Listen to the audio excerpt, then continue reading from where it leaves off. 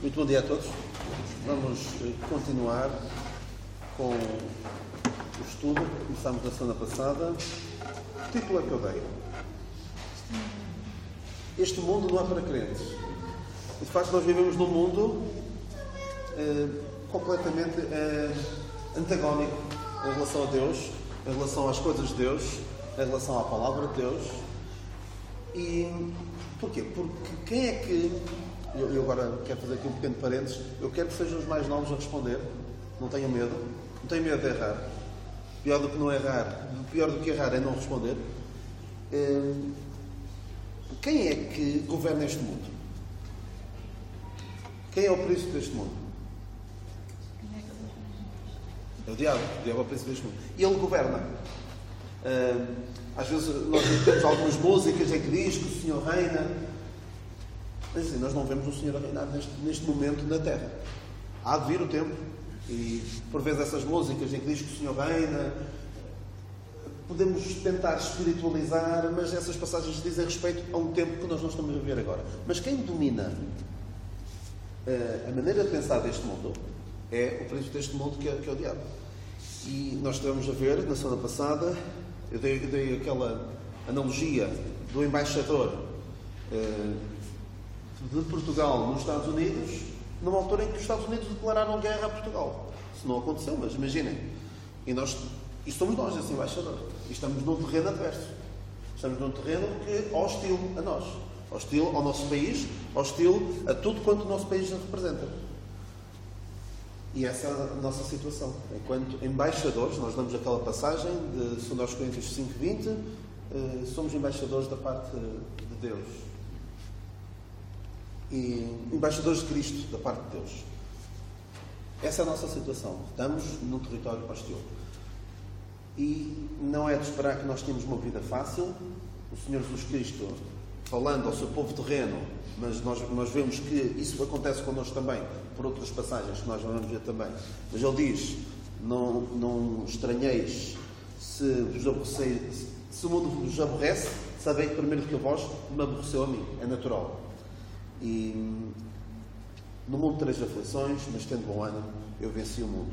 E o apóstolo Paulo também diz que todos aqueles que piamente quiserem viver em Cristo Jesus padecerão perseguições. Exatamente. Não é de esperar uma vida fácil. E nós vimos como nos primeiros tempos da Igreja, como era difícil ser crente. Principalmente Nero, segundo diz a história, moveu uma perseguição feroz aos crentes. Não era nada fácil ser crente naquele tempo. Eles não se reuniriam como nós nos reunimos. Reuniam-se em casa, já escondidas, sempre com medo. Nós vemos aquela situação onde a igreja estava reunida em casa de Maria, não era? E quando Pedro fugiu da prisão e bateu à porta, eles estavam lá certamente com medo. Quem é que eles vão prender a seguir? Já mataram Tiago, prenderam Pedro. Não era nada fácil. Reuniam-se em casas às escondidas, não se reuniam em templos, e quando a perseguição era mais feroz, nas catacumbas, como a história documenta. Ou seja, em um lugar, era uma igreja clandestina. Nero e outros lançavam os crentes às feras, usavam-nos como tochas humanas para iluminar Roma. Era muita crueldade. Mas toda esta perseguição não destruiu a igreja, porque o sangue dos mártires é a semente da igreja, como se costuma dizer. Mas podia parecer que a igreja ia terminar rapidamente com esta perseguição, mas não, prosperou. Anos mais tarde, algo que parecia ser ótimo para o cristianismo foi a legalização do cristianismo, e posteriormente até o cristianismo passou a ser a religião oficial do Império Romano. Foi pior. Foi pior porquê?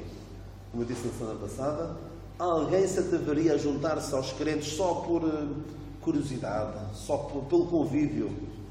Quando os crentes eram lançados às feras, quando viviam sempre na iminência de morrerem, alguém se ia querer juntar a este grupo, se não fossem verdadeiramente crentes? No tempo da perseguição, não. Só os crentes é que estavam com os crentes. Não havia aderentes. Mas, quando o cristianismo passou a ser oficial, passou a ser a coisa que se esperava de qualquer cidadão de Roma,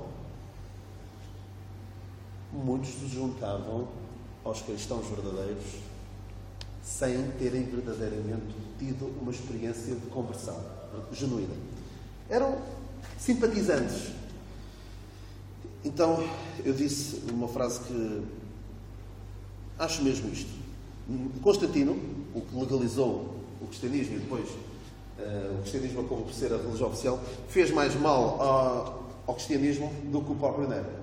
O Nero, basicamente, a perseguição de Nero funcionava como um crivo.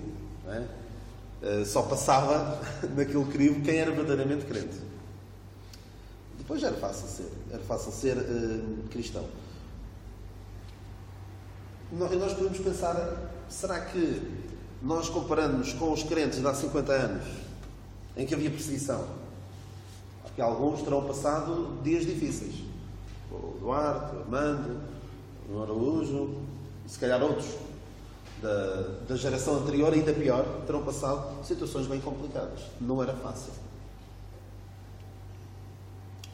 Mas os crentes estavam juntos. Tinham prazer em estar nos cultos. Hoje, qualquer razão é suficiente para deixar a comunhão dos crentes para segundo plano. Ou seja, a facilidade não quer dizer, uma vida mais fácil não quer necessariamente dizer maior prosperidade. Ora bem, isto são duas maneiras que o diabo usou para atacar a igreja. Primeiro, perseguição, depois, liberdade, que acabou por ser negativa. Ora bem, hoje o diabo tenta, e tem conseguido, continuar a atacar a igreja. Ele ataca a igreja como? Procurando desacreditar a palavra de Deus. Procurando desacreditar tudo o que diz respeito a Deus. E mal vai, eu quero dizer isto agora para depois não me esquecer, e mal vai se nós contribuirmos para isso. Mal vai se aqueles, nós, que nos afirmamos cristãos, que somos crentes do Senhor Jesus Cristo, se contribuímos para desacreditar Deus. Se nós somos pessoas que não têm um bom testemunho para com os que estão de fora, se calhar mais vale nem dizer que somos crentes. Se calhar é melhor. Senão vamos desacreditar a Deus. Mas então o diabo o que é que faz? Usa a comunicação social. Reparem como na comunicação social, qualquer uma que seja, hoje é principalmente televisão, cinema, internet, os jornais já nem tanto, revistas já foi o tempo, mas também usa esses meios para desacreditar Deus. Nós vemos como, experimentem passar algum tempo, não é um exercício que eu recomendo, experimentem passar algumas horas em frente à televisão, a ver os canais generalistas. Verão alguma vez Deus a ser bem tratado, a palavra de Deus a ser bem tratada, os princípios que a palavra de Deus ensina a serem promovidos? Não vem. Vem nos programas da manhã, vêm pessoas com vidas do ponto de vista moral completamente falhadas, a querer doutrinar as outras pessoas que os ouvem sobre como viver neste mundo. E cuidado, se nós nos alimentamos disso, e acredito que haja alguns crentes que se alimentem disso, estão em casa, fazer almoço, ou arrumar a casa, e só para ter ali a televisão, só para ter algum ruído na casa. Ligam a televisão e vão ouvindo, e vão sendo doutrinados. Estão a consumir propaganda do inimigo. Como eu vos disse da outra vez, imaginem um embaixador de Portugal nos Estados Unidos a papar a propaganda do inimigo. E nós podemos fazer isso, se nos deixarmos alimentar por essas coisas. Mas a nossa sociedade tem bebido muito de, a expressão inglesa, opinion makers, fazedores de opinião, que vão para a televisão, têm em horário nobre e vão dar as suas opiniões sobre tudo mais alguma coisa. E quando alguém se atreve a dizer algo um pouco fora do pensamento deste mundo está tramado. Não sei se ouviram, e deu alguma polémica, algumas expressões de uma ministra no Brasil. O Bolsonaro ganhou as eleições recentemente e ele é católico, creio eu, ou pelo menos ganhou muito do voto católico e evangélico, e ele tem uma agenda um pouco perigosa. Espero que ele não faça nem metade daquilo que diz que vai fazer, mas tem uma agenda de costumes, ou seja, de moral, com a qual eu me identifico em muita coisa. Então, uma ministra dele, ministra, creio que para a família, disse que a partir de agora o rapaz vai vestir azul e a menina vai vestir cor-de-rosa. É assim, não quer dizer que o rapaz tem obrigatoriamente de vestir azul e a menina tem de vestir cor-de-rosa, mas é para combater, para dizer, atenção, connosco não vai haver esta palhaçada, esta tonteria de cada um é do género que quer, como eu já vos falei aqui há cerca de um ano e meio, quando falei lembram-se da declaração de Nashville sobre a homossexualidade e a transexualidade. O mundo está completamente demente no que diz respeito à questão do sexo. Cada um é do género que quer. Eu nasço rapaz, mas quero ser rapariga e sou rapariga, e aí de quem não me chamar rapariga. Está tramado. Então, ela disse esta frase para mostrar connosco no governo, esqueçam lá estas aventuras que alguns querem embarcar. Rapaz é rapaz, rapariga é rapariga e ponto final. Não há aqui invenções. E não sei se sabem, eu acho que entretanto mudaram, mas durante algum tempo no Facebook, quando se cria uma conta, podia-se escolher. Quando vocês criam uma conta em qualquer lado, às vezes pedem o género, não é? Masculino, feminino. Mas no Facebook chegou a ter 50 e tal género. Nós podemos escolher o que quisermos. Agora, se calhar, nós achamos que isto não faz sentido. E alguns disseram, não pode ser só isso. Porque há muitos mais. Cada um. E agora há customizado, ou seja, eu escolho o que quero. Se eu quiser ser um unicórnio voador no meu género, pode ser. É desde que eu queira. E quero que me tratem dessa maneira. Então o mundo está desta forma. E esta mulher, esta ministra, com algum temor de Deus e com alguma base na palavra de Deus, ela diz mesmo, diz isto. Queiram todos em cima. Até houve uns apresentadores de televisão que só para escarnecer dela, ele vestiu-se de cor-de-rosa e ela vestiu-se de azul. Só para confrontar. E são tidos como os heróis, porque ousam falar contra o poder. Mas o mundo está assim. O mundo está assim. E ela também disse há dias que sexo entre mulheres é uma abominação. Uau, estão a querer em cima. Mas graças a Deus por ainda haver alguém que ousa ir contra a corrente deste mundo. E por isso é que eu disse há pouco, aquele versículo de não vos conformeis com este mundo. Porque é fácil tomar a forma deste mundo.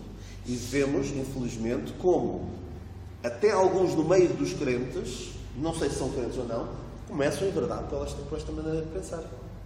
Não só na questão da homossexualidade, na questão da transexualidade, na questão até do recasamento, são capazes de começar a ceder na questão do ajuntamento, muitas questões. Começam a ceder, a conformar-se com este mundo. Mas então, eu dei estes dois exemplos e vou dar mais um outro. Isto já tem algum tempo, mas há um casal nos Estados Unidos que é um pouco famoso. E é cristão, cristianista, muito... Gostava bastante de ver aquele casal na televisão. E porquê é que ele apareceu na televisão? Tinha 19 filhos. É a razão suficiente para... Alguns devem conhecer essa série. Era a família Duggar. E há uns anos, eles depois tiveram alguns problemas com os filhos, também tendo tantos filhos, e procurando manter uma moral cristã de forma clara. Eles tiveram um filho que se meteu em alhadas e esconderam. Foi-se um bocado complicado. E o programa até foi cancelado. Então, eles disseram há uns anos o seguinte: oramos para que os nossos filhos continuem a gostar de ser rapazes e as nossas filhas continuem a gostar de ser raparigas. Escreveram isso lá numa rede social qualquer. Normalmente, a internet furiosa, os que são doutrinados pela doutrina diabólica deste mundo, Foram logo caídos em cima. Ou seja, o mundo está assim. E vocês experimentem, numa conversa, também não é puxarem vocês o assunto e começar a atacar, e aqui é preciso ter muita sabedoria, começar a atacar todas estas coisas. Nós não estamos aqui para atacar quem quer que seja. Estamos aqui para defender a palavra de Deus. Se surgir uma oportunidade em que o assunto vem à baila, devemos dizer o que é que a palavra de Deus diz. Mas com amor. Não é escarnecer, não é tratar mal ninguém. Porque que nenhum de nós seja acusado justamente, Pedro fala disso, não é? Nenhum de vocês padeça por fazer o mal, mas se padecerem, que seja por fazer o bem. Que nenhum de nós seja acusado com justiça de ser homofóbico ou transfóbico, ou o que quer que seja. O que eu digo é, à luz da palavra de Deus, está errado. Não vou tratar ninguém mal por causa disso, mas tenho a sua opinião. E digo, não sou favorável à homossexualidade, tal como não sou favorável ao recasamento. E aí nós podem acusar-nos de hipócritas. Quantos cristãos, quantas igrejas rejeitam, não, a homossexualidade é uma abominação. E depois há pessoas recasadas e tercasadas na igreja. Não se passa nada. Isso não é tão mau. Mas à luz da palavra de Deus é pecado.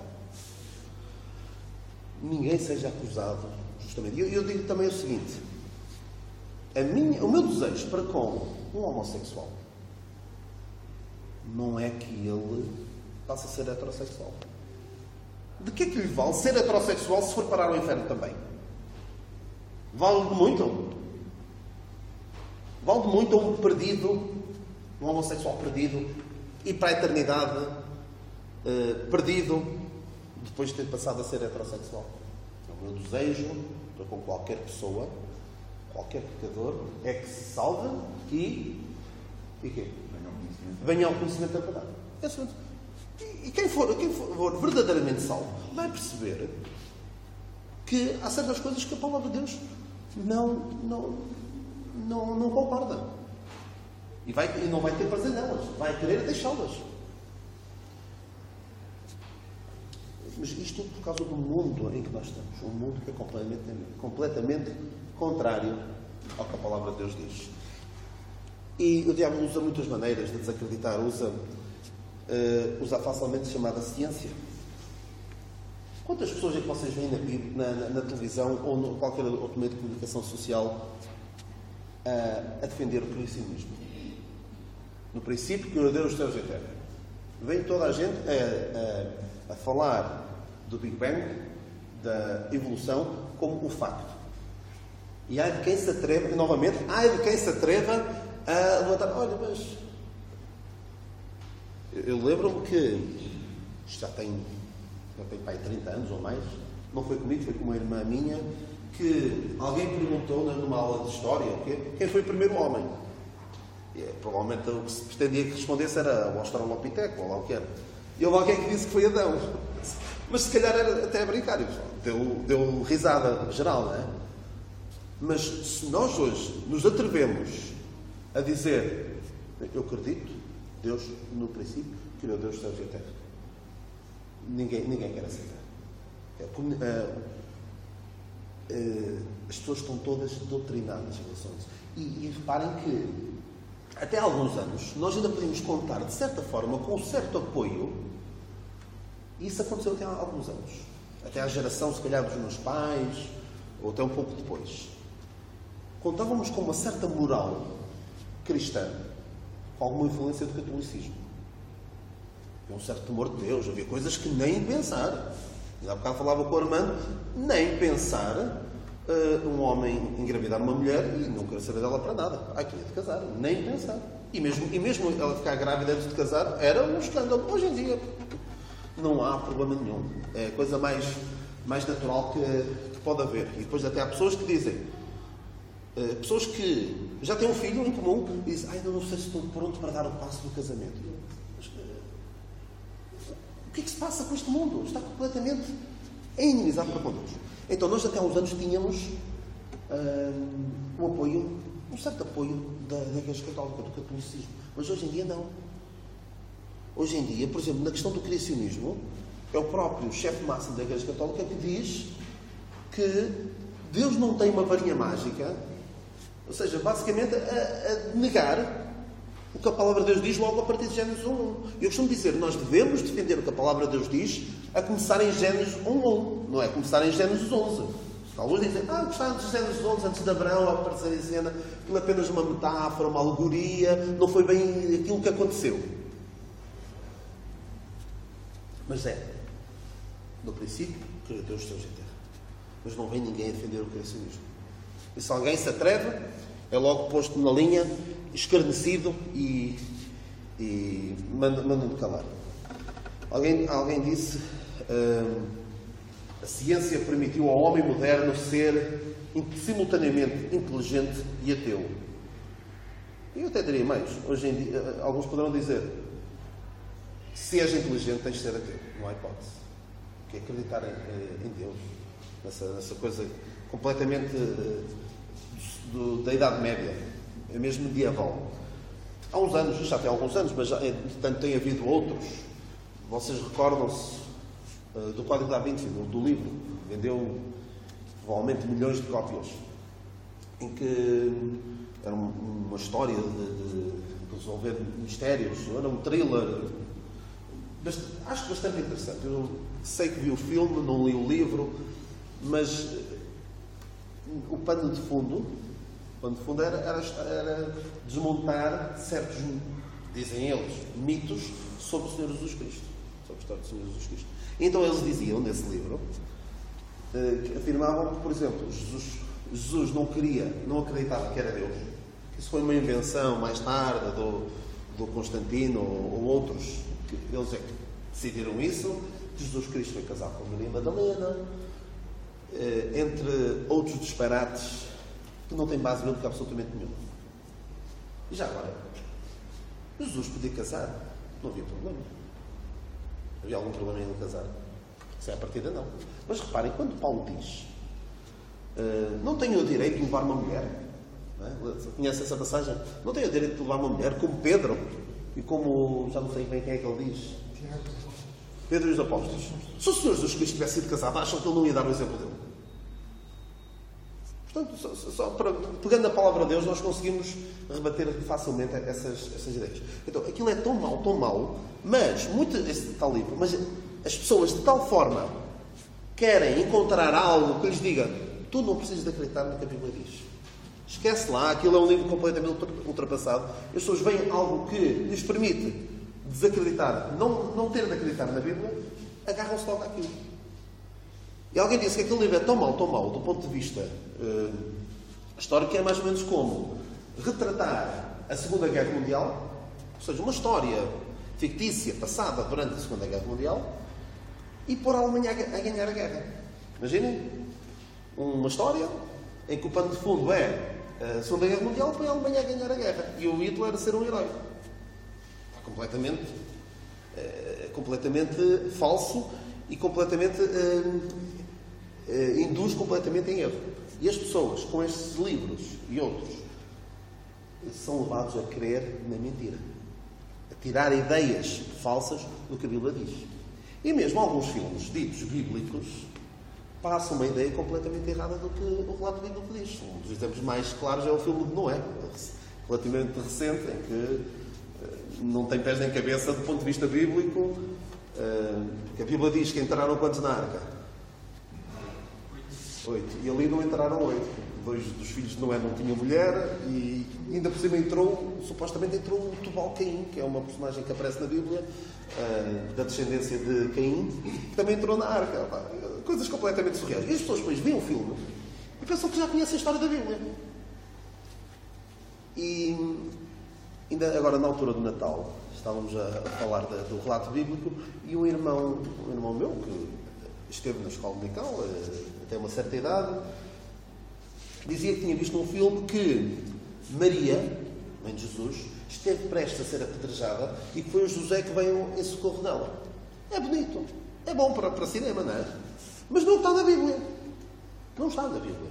E tal como isso, tantas outras coisas, depois as pessoas pensam que já conheço essa história. Mas conhecem a história que Hollywood ou a indústria cinematográfica lhes vende. E nós temos de ir ao que a palavra de Deus diz. Eu quero dizer só mais algumas coisas antes de terminar. Sabem porque é que as pessoas se agarram tanto a tudo quanto mexe que lhes possa afastar de Deus? Isto porquê? Porque, costumo dizer, o crente tem duas esperanças. Que é só uma. Na verdade é uma. Mas são duas. Duas que são uma. O crente tem a esperança de partir e estar com Cristo. Ou, qual a outra esperança que tem? A vinda do Senhor. Ou o arrebatamento. Eu sei que, ainda há pouco na Ceia do Senhor, nós cantávamos ainda um pouco e te veremos. Na esperança nós vivemos com a glória e usaremos nosso Salvador. Então esta é a nossa esperança. Daqui a pouco tempo, daqui a 100 anos, eu estou com o Senhor, de certeza. Sei. Se calhar muito menos. Qualquer um de nós, se crer no Senhor Jesus Cristo, estará com Ele. Quer seja pela morte, quer seja pelo arrebatamento. Todos os que são filhos de Deus podem ter esta esperança. O descrente. Qual é a esperança do descrente? O descrente só tem uma esperança. Que na verdade é nenhuma. É que a Bíblia esteja errada. Por ser a Bíblia esteja errada, ele está condenado. Então, o homem sem Deus quer que aquilo seja mentira. Tal como Paulo. Paulo o que é que fazia em relação às profecias que ele lia a falar do Senhor Jesus Cristo? Ele lia aquilo e percebia que aquilo encaixava na perfeição no Senhor Jesus Cristo. Mas o que é que o Senhor Jesus Cristo disse que ele fazia? Duro é para ti, recalcitrar contra os argumentos. É duro resistir às evidências. Então o homem tem esta esperança. Vou só agora dizer, e vamos continuar depois para a semana, o diabo também tem conseguido, entre outras coisas, desacreditar a Bíblia, tem conseguido minar, desfazer o conceito de pecado. Porque se nós falarmos de pecado hoje, as pessoas nem sabem o que é. Mas lá está, na geração anterior à nossa, na geração dos nossos pais, ainda havia temor, algum temor de Deus, muitas vezes mal entendido, mas havia temor. Hoje em dia não. Pecado é uma coisa boa. Já disse isto várias vezes.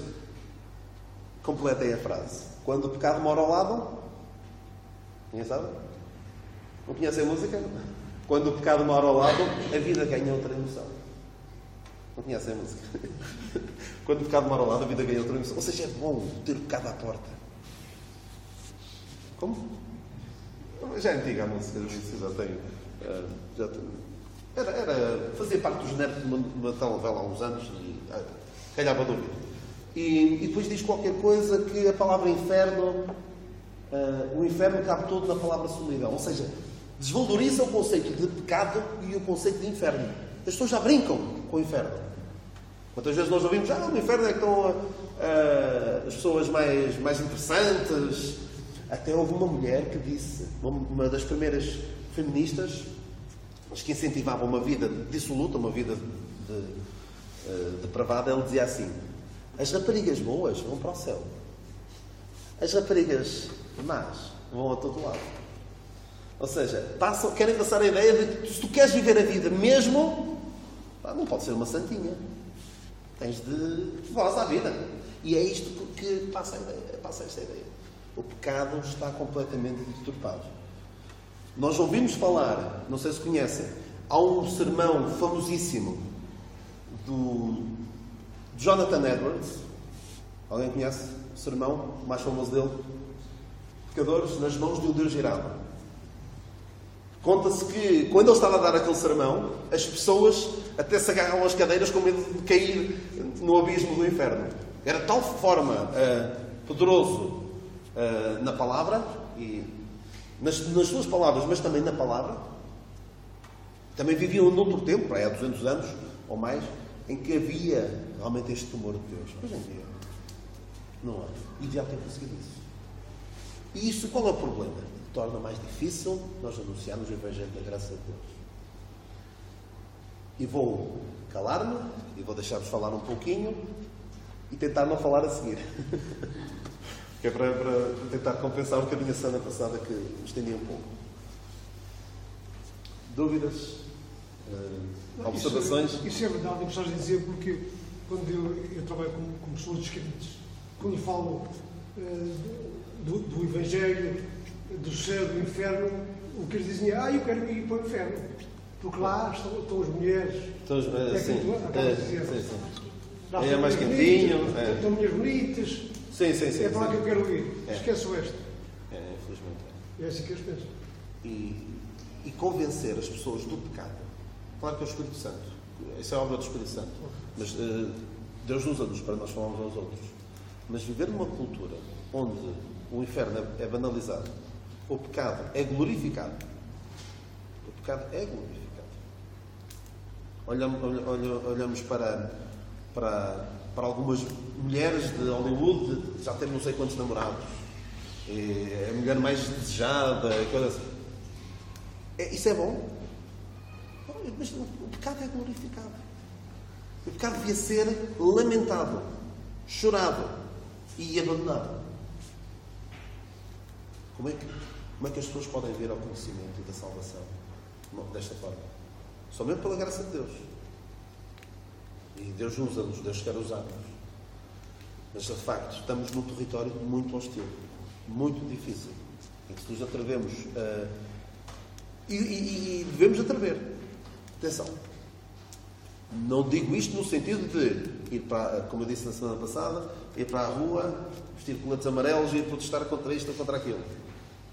Há uns, eu não sei se eles são crentes, eu penso que é o Westboro Baptist Church, a Igreja Batista de Westboro, nos Estados Unidos, em que eles tinham a mania de ir para os funerais de homossexuais, com cartazes, a dizer Deus odeia os homossexuais.